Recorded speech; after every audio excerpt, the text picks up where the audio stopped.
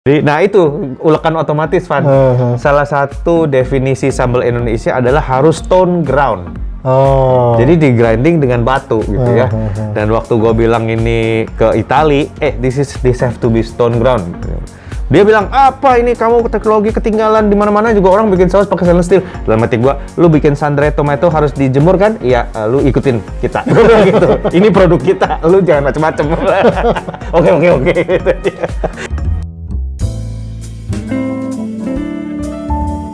Saya Irfan Kartawirya. Saya Harnas. Dan ini adalah Random Jumat. Halo, masih di teras, masih di Random Jumat. Bersyukur dulu udah sampai Jumat lagi. Alhamdulillah. Seperti biasa ya, selesai 1 minggu. Nah, istirahat dulu sebelum mulai minggu depannya lagi. Ya, ini sudah bulan-bulan terakhir di 2021 gitu ya. Iya. Kalau 2020 kita berpikir pandemi 2-3 bulan kelar gitu. Ini 2021 tinggal beberapa bulan lagi mau habis, pandeminya belum habis. Jadi hati-hati teman-teman, prokes tetap dijaga. Tetap hati-hati, ya. tetap prokes. Bahas apa kita harus Jumat ini? Bahas apa ya? Kita kira-kira apa nih, Van? Gini, kan katanya banyak yang bilang katanya Random Jumat itu sebetulnya adalah podcast kuliner. Ya. Berkedok dengan random gitu. Jadi kita ngobrolin salah satu bahan kuliner aja gimana? Oh, boleh. Gue pengen ngobrolin cabe. Oke. Sip. Cabe. Gue nggak tahu kenapa gue pengen ngobrolin cabe karena serandom itulah Random Jumat gitu. Iya. Jadi emang ada apa? Cabe belum pernah ya? Kayaknya belum. Kalau belum ya. Jadi kalau ditanya kenapa ngobrolin cabe? Nggak tahu. Sedang ada isu apa tentang cabai? Nggak ada. Pengen aja ngobrolin cabai. Tapi cabenya cabai puyang apa cabai? Cabai beneran. Cabai beneran ya. Cabai puyang itu bukan cabai. Dulu itu cabai Jawa. Iya, cabai Jawa atau cabai puyang. Sebelum si cabai ini datang dari Amerika Selatan, konon orang Indonesia masak cabainya itu pakai cabai puyang itu. Cabai long pepper namanya long pepper ya. Jadi semriwing juga sih rasanya, tapi nggak pedes kayak cabai cili itu loh. Ya, cabai rawit, cabai segala macem gitu. Gue taunya itu pertanyaan kayaknya orang-orang yang ngebahas kuliner kayaknya itu pertanyaan wajib ya. Maksudnya selalu terlintas gitu di kepala kita.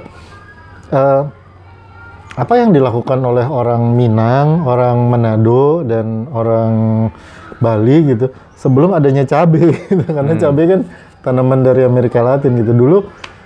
Dulu nyambelnya gimana gitu. Dan ternyata memang ada satu jenis cabai yang namanya bukan cabai cili ya, tapi pepper ya. Dia pedes tapi bukan dari keluarga capsicum. Bukan keluarga capsicum. Dan chemicalsnya bukan capsaicin gitu. Iya. Nah, itu namanya cabai Jawa itu. Iya. Bentuknya sih kayak cabai lah gitu, cuman rada ya panjang-panjang segini lah gitu ya, cuma rada gerindil-gerindil gitu ya. Iya, kayak buahnya cemara itu loh, tapi kecil gitu. Ya, kira-kira seperti itu. Pepper sih masuknya dia ya. Pepper. Dan gue belum pernah nyobain begitu aja, belum pernah. Kalau jadi jamu pernah dong, campur di jamunya. Itu memang nggak dimakan gitu aja sih. Gue pernah makan daun cabai puyang di Bali. Daunnya? Iya, daunnya dijadiin lawar rupanya. Ada aroma herbalnya memang kayak kemangi sedikit gitu. Tapi bukan kemangi gitu ya, beda. Tapi memang cabai ini kemarin gue kebetulan ada teman yang telepon nih, teman wartawan yang mau menulis tentang cabai gitu. Ya kan, Pak, cabai itu kalau Indonesia bisa nggak sih mendunia? Oh bisa, gue bilang gitu ya, bisa banget karena kan Indonesia ini 270 juta orang kan, semuanya suka pedas gitu ya, rata-rata mayoritas suka pedas. Sampai waktu kantor gua dulu ada orang Inggris, pesan dia selalu sama teman-temannya adalah never believe an Indonesian when they say it's not hot. Begitu dia makan, wah, dia ini pedas enggak kok. Enggak. Tapi begitu dia makan, wah, never believe an Indonesian katanya. Saking kita tuh suka pedas gitu ya. Nah, bisa nggak cabai kita mendunia? Ya bisa ya. Kenapa? Karena gini, gue kebetulan mesin yang gua jual sekarang itu ada proses cabenya, food processingnya itu termasuk tomato and chili gitu ya, termasuk chili. Jadi gua banyak, meskipun kita belum masuk bener ke situ, nah ini sekarang lagi dirintis, tapi gua mulai tahu lah industri cabai itu. Apa ciri-ciri cabai Indonesia, saus sambal Indonesia. Semua saus sambal Indonesia dari yang dari yang botolan cuimi ya, yang level paling rendah gitu ya. Paling rendah ini maksudnya dari harganya ya, sampai sambal yang paling mahal di supermarket. Syaratnya cabai Indonesia itu satu, Pak, dia bilang. Harus ada cabai rawitnya. Harus ada cabai rawitnya. Nah, kalau cabai merah besar doang mah nggak pedes sih? Nggak pedes. Bukan. Pedas sih pedas, tapi bukan itu yang dicari sama orang Indonesia gitu loh. Harus ada, bukan pedas yang itu. Iya, betul. Harus ada zestnya. Zestnya itu datangnya dari si cabai rawit itu, dia bilang gitu. Jadi seluruh cabai Indonesia pasti pakai cabai rawit, pasti, Pak. Dan pusingnya kita, kata produsen sambelnya, cabai rawit ini produk Indonesia. Loh, kenapa pusing? Nggak bisa diimpor, Pak. Supply-nya naik turun. Jadi dia nggak bisa impor. Kalau cabai merah yang panjang-panjang bisa. Itu Cina ada, Vietnam ada gitu loh. Jadi base-nya bisa, tapi cabai rawitnya kita harus beli lokal. Katanya ada itu cabai Taiwan apa yang cabai rawit yang oranye itu yang segini-segini. Yang apa kalau istilah kalau nyokap gue sih bilang itu cabai domba ya. Itu cabainya cabai rawit tapi rada besar gitu, bukan cabai setan ya? Bukan beda lagi ya? Enggak, bukan. Jadi, itu katanya kalau orang pasar sih nyebutnya katanya cabai Taiwan katanya. Nggak tahu apakah itu impor. Tapi memang bukan cabai rawit gorengan, itu nggak bisa kalau dimakan langsung gini nggak enak. Maksudnya yang dimakan langsung gitu, yang wajib ada sedikit pun harus ada, Pak, katanya. Karena kalau tidak ada itu di Indonesia nggak bakal laku, dia bilang gitu. Wih, menarik. Makanya kita kalau keluar negeri dan nyobain cabai-cabai, saus cabai punya orang lain, itu beda. Kadang-kadang banyak manisnya, kadang-kadang banyak asinnya, banyak asemnya gitu kan. Kayak sriracha Thailand tuh kalau kita coba lebih kayak saus, ini bukan sambal gitu. Karena dia nggak ada cabai rawitnya. Dia begitu. Cuman teknologi kita untuk cabai rawit ini masih naik turun harganya. Jadi kalau panen, cabai itu katanya, ini teman-teman boleh koreksi ya, BEP untuk petani itu kalau sekilo 15.000. Oke. Itu petaninya cabai rawit BEP, ya? Cabai rawit ya. Kalau di atas 15.000 petaninya untung, kalau di bawah 15.000 petaninya itu rugi sebetulnya karena di bawah cost. Dan gue pernah waktu gue nginep di Kintamani ya di Bali, itu waktu kita masuk ke villanya itu kanan kiri itu ladang cabai. Tapi cabainya tuh, tapi ini bukan cabai rawit, cabai merah itu ya. Dan itu menggantung di pohon, dibiarin busuk gitu. Istri gue sampai nanya, ini sayang nih ya, kenapa nggak dipanen gitu? Gede, bagus, tapi nggak dipanen. Sampai kita minta izin, boleh nggak ambilnya? Boleh ambilnya ya, kita ngambil secukupnya. Kenapa nggak dipanen? Dia bilang ya, sepi, Pak. Iya, rugi dipanen. Rugi, juga. kalau saya panen sekarang, saya capek-capek kerja, sekilo cuma dihargain 8.000 atau 6.000, yang mendingan saya biarin aja. Biar jatuh sendiri, jadi pupuk kan, nanti baru panen lagi gitu. Aduh, itu sedih ngelihatnya, Van. Ya selalu gitu kan, kalau tanaman cabai di Indonesia kan, harganya kalau mau lebaran, harga cabai naik. Ini gue nggak ngerti sebenarnya kenapa harga cabai naik menjelang lebaran. Karena dua hal. Yang pertama, pada saat bulan puasa itu kan kita harusnya konsumsi makanan menurun ya. Yang kedua, dari seluruh jenis makanan yang lu hindari pada saat lu buka puasa adalah yang pedas. Jadi kenapa menjelang lebaran atau di akhir-akhir Ramadan itu harga cabai itu naik luar biasa gitu. Nggak, tapi kenyataannya, Van, selama bulan puasa konsumsi makanan minum itu naik, bukan turun. Bener sih. Boleh dicek statistik. Bener. Karena orang nggak bikin sendiri, itu sebetulnya problemnya. Kan gue ngelacak dari pabrik kan. Iya. Karena orang beli gitu loh. Kalau bulan biasa dia masak sendiri, jadi turun. Tapi makanan siap saji, minuman siap saji, bulan puasa tuh naik bisa tinggi banget karena orang nggak bisa masak, harus beli gitu. Tapi ya balik lagi ke cabai, rupanya ada waktu panennya. Jadi ada musim. Maret, April, Mei. Bukan musiman lah ya, tapi ada periode ini ya, kayak ada periodenya, betul. Kayak ada periodenya. Jadi itu ada harga cabai naik turun tuh dipengaruhi itu sebetulnya. Dipengaruhi cabainya, ada yang naik, ada yang turun. Nah, sayangnya belum ada cabai Indonesia yang mendunia ya. Maksudnya yang mendunia tuh yang terkenal di dunia gitu. Malah Thailand Sriracha itu kan terkenal tuh. sambel. Sambelnya terkenal tuh. Jadi kalau kecap itu ada bahan asli Indonesianya gitu ya, fermentasi kedelai itu. Nah, si cabai juga sebetulnya ada karena harus pakai rawit itu. Harus pakai rawit itu baru disebut sambal Indonesia, membedakan Indonesia dengan yang lain gitu. Iya. Gue tuh pernah lihat ada orang nanya. Gue follow akunnya Mas Pinot. Halo Mas Pinot. dia tuh yang sekarang bikin Panji Koming sama Di Amerika kan? di Amerika kan. Nah, dia ditanya, ada yang nanya waktu itu lagi ngelampilin makanan gitu. Terus ada yang nanya, Mas, di sana ada cabai nggak, Mas, yang mirip-mirip yang kayak di Indonesia, cabai ya bukan sambal gitu. Ada cabai nggak di pasar yang mirip sama cabai di Indonesia gitu. Terus dijawab kan, ya ada dong, banyak gitu pilihannya, cabai di sini banyak pilihan. Terus gue mikir, iya kan cabai memang asalnya dari Amerika Selatan. Iya. Harusnya di sana lebih banyak variannya daripada di Indonesia gitu. Jadi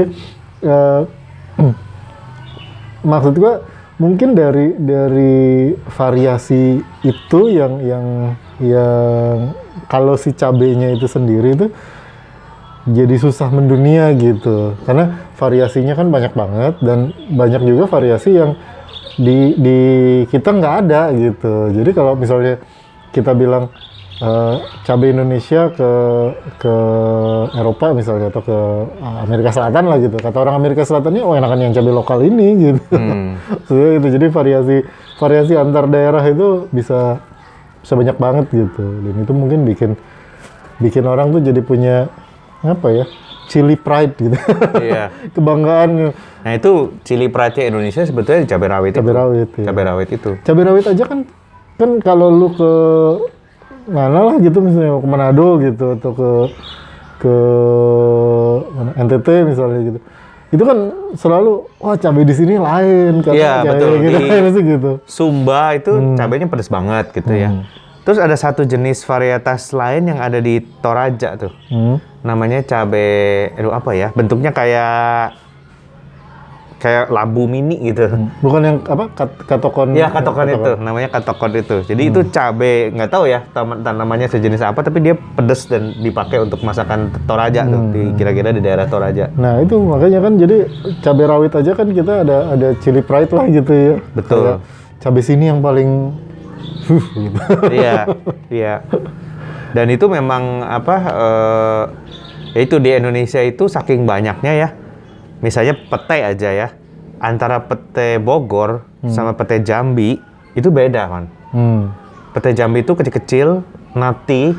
Kalau pete Bogor gede-gede, lebih manis rasanya gitu.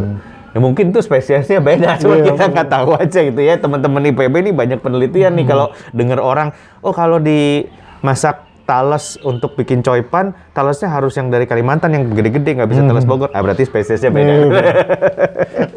Kalau pakai ini tuh jadi keras gini, itu berarti spesiesnya beda tuh kayaknya. Iya, karena gue juga merasa bahwa cabai rawit hijau yang dipakai tukang gorengan di Bandung misalnya, dengan cabai rawit hijau yang dipakai sama tukang lumpia di Semarang, itu beda menurut gue. Cabai rawitnya. Iya. Beda sama model cabai rawit hijau. Gitu. Kalau cabai rawit yang dijual di tukang bala-bala, tukang gorengan di Bandung itu kan kecil-kecil ya. Iya. Dan dia pedasnya duluan. Jadi begitu lu gigit langsung gitu. Iya. Tapi kalau di tukang lumpia Semarang itu cabai rawit hijaunya kan biasanya agak panjang, agak lebih panjang, lebih kurus gitu. Dan pedasnya belakangan. Jadi kalau udah gigit, kunyah beberapa kali gitu, baru keluar set gitu. Iya. Nah, jadi kayaknya bahkan yang penampilannya mirip pun bisa beda gitu. Iya, bisa beda. Beda gaya. Bisa beda. Tapi banyak banget sih. Kalau menurut gue sih, Indonesia tuh, ya kenapa yang terkenal Sriracha gitu ya. Sambal, ya. Kalau gue sih, karena sambal Indonesia ini harusnya punya potensi untuk ke luar negeri. Di Belanda udah ada tuh sambal ulek. Sambal ulek, Sambal ulek namanya. Basically sambal itu kan cabai sama bawang. Apa ada terasinya apa nggak ya? Kalau nggak salah ada. Kalau nggak salah ada ya. Jadi itu sambal ulek itu udah sempat terkenal di Belanda, tapi produsennya ada yang dari Kanada, ada yang di Vietnam gitu. Vietnam ini produsen macam-macam sambal, salah satunya sambal ulek gitu. Ya, ada yang di Kanada juga. Jadi dia bikin macam-macam sambal gitu. Jadi kalau menurut gua kita ini belum terlalu mempopulerkan saus sambal kita di luar negeri gitu. Padahal itu punya potensi yang bagus dan juga untuk pertanian Indonesia tuh jadi lebih bagus karena misalnya pun Jepang mau bikin sambal cap tuyul gitu ya misalnya gitu ya kan macam-macam kondimen tuh dia. Gue mau bikin sambal cap tuyul dia harus impor cabai rawitnya dari Indonesia karena rasa spesifik itu yang mendefinisikan nih sambal Indonesia nih bukan sambal negara lain gitu. Ya itu berasa ya, maksudnya kita tuh bisa ngerasain bedanya gitu antara cabai sambal. Kalau kita udah ngomongnya dalam bentuk sambal, efek dari tidak adanya cabai rawit itu berasa gitu ya. Iya, itu gue juga sebetulnya nggak sadar, tapi pas dikasih tahu orang pabrik itu gitu ya, ya memang benar juga. Di luar negeri itu kalau sambalnya bukan buatan Indonesia, nggak bisa, beda gitu. Harus buatan Indonesia, baru kita merasa familiar. Tadinya kita pikir cuman karena kita familiar, tapi ternyata nggak ada alasannya, yaitu si cabai rawit itu yang jadi penandanya. Dan kalau cabai rawit itu tidak ada yang diimpor, nggak bisa diimpor, berarti cabai rawit Indonesia nih spesifik yang dicari sama perusahaan-perusahaan sambal itu gitu. Perusahaan sambal di Indonesia gede ya mestinya ya? Gede, cukup gede. Ya? Cukup gede, macam-macam lah, cukup gede. Dan sekarang lagi menuju modernisasi ya. Tadinya sih masih tradisional lah industrinya. Dan ada satu lagi ciri khas. Kalau lu ngomong industrinya masih tradisional, gue tuh langsung ngebayangin ada 300 ibu-ibu ngulek gitu. Mungkin ulekannya udah otomatis lah, tapi dari ulekan satu ke ulekan lain masih pakai gerobak. Jadi, nah itu ulekan otomatis, Van. Salah satu definisi sambal Indonesia adalah harus stone ground. Jadi di grinding dengan batu gitu ya. Dan waktu gue bilang ini ke Itali, this have to be stone ground. Dia bilang, apa ini kamu teknologi ketinggalan di mana-mana juga orang bikin saus pakai stainless steel. Dalam hati gua, lu bikin sundry tomato harus dijemur kan? Iya, lu ikutin kita. Gitu. Ini produk kita, lu jangan macem-macem. Oke. Iya dong, sundry tomato lu harus lu sendiri ribet. Iya, itu kan produk Itali. Enak aja produk kita lu suruh pakai stainless steel. Nggak bisa, rasanya beda gitu. Stone ground ya. Jadi harus stone ground, ya digiling pakai batu. Dan ternyata sayangnya nih teman-teman, gilingan batunya impor semua. Tapi ada yang bikin itu ya? Ada. Batu itu ada yang bikin ada. Cuma Tapi impor semua. Jadi ya saya menunggu perusahaan Indonesia yang bikin stone grinding nih, karena biar gimana kita yang tahu teknologi ngulek. Kalau mau bikin 5 ton sejam tuh gimana gitu gerakannya. Kesempatan buat pengusaha-pengusaha batu dari sekitaran Borobudur mungkin. Iya, betul. Produsen-produsen coet itu. Jadi supaya di gelasnya bisa di botolnya nanti kalau diekspor bisa ditulis stone ground with original Magelang stone. Gitu. Itulah kita kalahnya tuh di situ-situ aja, Pan. Dari batu lado dari Ranah Minang. Ya, dan kalau Ranah Minang nanti stone grindingnya beda karena kalau yang stone roller. Iya betul. Kalau yang di Magelang kan ball grinder. Kalau yang di Minang itu roller grinder. Iya, stone roll grinder. Jadi dia harus rolling gitu. Made with original stone roller. Payakumbuh stone gitu. Itunya aja bisa menjual ya. Bisa dong. Kan itu produk kita. Karena pasti nanti ada cerita gitu. Emang bedanya apa ini Magelang stone grinder dengan yang ulekan biasa? Oh lain. Jadi ceritanya. Atau Borobudur ini batu yang sama ya. Batu vulkanik, granit. Yang satu rollnya begini, yang satu puter gitu. Rasanya beda nggak beda. Gitu. Itu ya kalau rasanya orang yang nggak bisa bedain rasanya. Itu kalau kita ceritain gitu jadi beda. Jadi beda. Itulah hebatnya cerita gitu ya. Tapi kalau menurut gue sih ya, memang penting, Van. Kita tuh kurang cerita gitu. Iya. Kurang menceritakan gitu. itu ulekannya ya. Itu ulekannya ya. Iya, belum cabenya sendiri itu. Belum cabenya, belum campurannya, belum aromanya macam-macam kan beda gitu. Tapi teknik itu harus jadi marketnya harus dunia sih. Marketnya harus dunia gitu. Ya, gue sampai sekarang juga nggak ngerti kenapa restoran-restoran lah pada umumnya gitu ya, kayak restoran-restoran yang chain gitu, itu sukanya ngasihnya kan suka ngasih sasetan sambal saset itu ya. Iya. Jarang yang, bukan jarang ya, nggak ada lah yang ngasih cabai rawit ya. Maksudnya gue ngebayangin gitu kalau KFC gitu, ayam gitu kan. Kayak di tukang gorengan gitu, ayamnya ditaruh di kotak gitu, ayamnya 2, nasinya 1. Pakai cabai rawit, dirawuin gitu. Gitu. Itu enak sih pasti. Tapi gini, Van, kita mesti kasihan sama tukang gorengan sebetulnya. Karena cabai rawit itu basically dia menghadirkan salad. Karena harus fresh cabai rawitnya. Betul. Itu komponen biaya dia paling mahal loh. Cabai rawit? Iya, dalam Dari satu tukang kantong gorengan. itu. Karena yang lain kan tepung, kol, telur. Bungkusnya semuanya bekas murah. kertas ulangan. Bungkusnya bekas. Tapi dia punya cabai itu adalah kalau Fresh ya? cabai fresh, harus fresh kan? Kalau cabainya diganti, langsung dia nggak bisa jualan. Tuh bayangin nggak dibeli, Mang gorengan 10 ya, terus dia keluarin saset gitu. Ini Mas ya, cabainya pakai ini gitu. Kira-kira lu tapi gimana? gue pernah Komplain nemu nggak? yang kayak gitu, komplain sih. Komplain kan? Gue bukan komplain sih, gue bilang nggak usah. Mendingan nggak usah gitu. Nggak usah Itu pakai. pasti waktu cabai mahal kan? Kayaknya sih gitu. Iya, jadi kasihan mereka itu karena market demand-nya berat gitu loh. Si cabai ini harus fresh dan itu kan nggak bisa bohong. Harus cabai terbaik dong yang lu kasih karena setiap orang dapat 3-4 biji semuanya bagus-bagus kan. Iya. Kalau satu item aja lu nggak bakal mau terima. Sementara dia belinya kiloan. Iya, Gitu. iya. Itu kalau harga cabai naik paling teriak pertama adalah tukang gorengan. Karena memang dia perlu pakai yang fresh gitu. Iya, iya. Dan itu kan berguna, Van. Jadi kadang-kadang gue tuh nggak pernah makan gorengan karena gue suka sakit leher kalau abis makan gorengan itu ya. Menurut gue suka sakit leher karena ya minyaknya lah kan atau gorengan. Terus gue heran kenapa orang-orang itu bisa setiap hari pagi makan gorengan. Cuman bedanya gue karena kurang suka pedas, gue nggak pernah pakai cabai rawitnya. Gorengan doang. Abis itu sakit leher nggak enak gitu. Terus setelah tingkat kepedasan gue meningkat ya lama-lama, boleh deh abis makan gorengan, gue makan cabai 1 gitu kan. Abis itu nggak sakit leher, Van. Langsung karena apa? Vitamin C dari cabai mampu mematikan semua bakteri yang datang dari minyak dan gorengan dan tangan abang-abangnya dan laler yang mampir ke situ. Jadi gue bisa menikmati gorengan setelah gue habis gorengan cabai sebagai desinfektan yang terakhir cabai ya kan.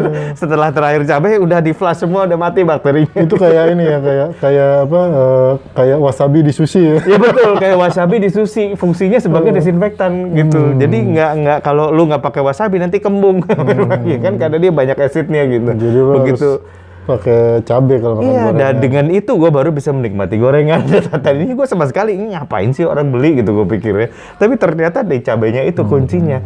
Makanya kalau dia nggak kasih cabai fresh, orang nggak bisa beli banyak-banyak. Iya. Akhirnya penjualan dia turun juga gitu. Jadi komponen yang sangat penting gitu. Sama reseller yang setiap resolnya ditancepin cabai 1. Nah, itu juga berat. Iya, itu juga berat itu. Risol, terus kroket kentang yang ditancepin cabai 1 itu cabainya harus premium itu. Lontong yang ada ranjaunya ya kan, dalamnya selipin cabai 1. Jadi kita lagi gigit-gigit atau Geder gitu. meledak gitu. Nah, kalau untuk orang Indonesia, gue juga mau menggugat Scoville itu loh. Skala Skala Scoville. Scoville itu kan ada skala yang Menunjukkan pedasnya kepedasan berapa cabai. juta, pedasnya berapa juta. Orang yang bisa makan cabai yang paling pedas, coba suruh makan ayam betutu beli manuk. Menurut lu itu berapa Scoville coba gitu? Kalau menurut lu Scoville-nya rendah, coba lu abisin nggak usah pakai minum. Kira-kira masuk rumah sakit apa enggak gitu? Iya, sensasi ya kan kalau cabai itu kan yang dikejar adalah sensasi pedesnya itu kan. Iya. Nah, menurut gue itu poin yang pentingnya adalah kalau di luar negeri kayak lu makan cabai pedes-pedesan ini Carolina Reapers terus But Jolokia segala macam gitu. Lu makan itu yang lu dapat sensasinya adalah sensasi terbakar dan pedes. Betul. Itu. Padahal kalau di Indonesia sambal atau cabai rawit lah ya, kalau bahkan cabai rawit yang dimakan sama sama gorengan abang-abang, itu yang kita kejar bukan pedesnya gitu. Betul. Tapi ada kompleksitas buke rasa dari kepedesan itu. Gitu. Betul. Dan itu sambal itu ada rasanya. Cabai itu ada rasanya gitu. Ada rasanya. Antara cabai Minang sama cabai Jawa sama cabai Sumba sama cabai Manado sama cabai sambal mata gitu. Iya. Itu beda-beda rasanya gitu. Dan kalau menurut gua itu yang bukan tahan-tahanan pedes, Iya. tapi ada rasanya gitu ya. Dan rasa itu bikin ketagihan. Ya kan, tadinya kita makan sedikit, dengan itu jadi makannya banyak gitu. Ada teman-teman yang misalnya sama dokter disuruh kelebihan berat badan gitu ya, sama dokter dibilang kamu nggak usah diet, asal jangan makan sambal aja. Dia bilang gitu. Karena begitu kita berhenti sambal, makanannya berkurang sendiri. Jadi dia perlu diet nggak dok? Nggak usah, tapi nggak boleh makan sambal. Kita lah mati sama aja itu. Suruh diet juga. Iya, suruh dia juga. Begitu dia nggak pakai sambal, kok makan gue sedikit jadi cukup. Iya, karena itu membangkitkan rasa selera. Belum lagi kalau sama sambal itu masalahnya bukan cuma dia membangkitkan selera, tapi ada balance yang selalu miss. Orang Indonesia itu secanggih-canggihnya orang Indonesia dengan teknologi persambelannya. Kita selalu salah ngitung jumlah sambal di piring gitu. Selalu kan gitu, nasi, sambal. Sambalnya habis, nasinya masih ada, kita kasih sambal lagi. Nasinya habis, sambalnya masih ada, kita kasih nasi lagi. Terus aja gitu. Kita tidak pernah punya angka yang tepat gitu ya. Lu makan, wah saya mah sukanya sambal cibiuk gitu. Lu ke Cibiuk udah berapa ratus kali, coba lu tahu nggak satu porsi nasi cibiuk itu sambalnya yang pas ini habis itu habis berapa? Nggak tahu maksudnya. Pasti miss itu. Betul. Dan kenapa kita banyak makan pedas itu ya salah satunya efek gorengan dan rawit itu. Jadi Indonesia ini kan perhatiin deh, makanan yang mentah-mentah kayak karedok gitu-gitu kan rata-rata pedas. Karena cabenya itu bisa sebagai desinfektan kan, bisa sebagai mengusir bakteri jahat, mengusir serangga-serangga gitu loh. Jadi makanya dulu pedas-pedas itu dipakai sebagai satu cara untuk supaya lebih sehat gitu loh, bisa dimakan gitu. Ya, yang sekarang jadi flavornya yang kita cari gitu kan. Tapi ya mudah-mudahan cabai Indonesia bisa mendunia. Cabenya, sambelnya, petani cabenya. Iya, petani cabenya. Merek-merek produksi sambelnya juga. Betul. Selain jenis sambelnya gitu. Betul. Udah jadi keselak gua. Jadi lapar. Oke, kalau gitu teman-teman, terima kasih udah dengerin Random Jumat. Kita akan ketemu di Random Jumat berikutnya, tapi sementara itu jangan lupa di subscribe, terus di komen kalau ada cerita-cerita tentang cabai dan sambal. Ya, dan dinyalain notifikasinya, cleaning-cleaningnya supaya kalau nanti kita update, kita upload yang baru, kalian dapat notifikasinya, jadi bisa cepetan nonton. Ya, gitu. Punya pengalaman kegigit cabai atau keselak sambal, silakan ngobrol di cabai di tangan, tahu di tangan, cabai di tangan, ini digigit, ini jatuh. Sementara aqua mahal karena itu di rest area ya. Nggak rela beli aqua seharga 2 kali gorengannya gitu ya. Cerita di bawah ya. Ya. Saya Harnas. Saya Irfan Kartawirya. Bye. Bye.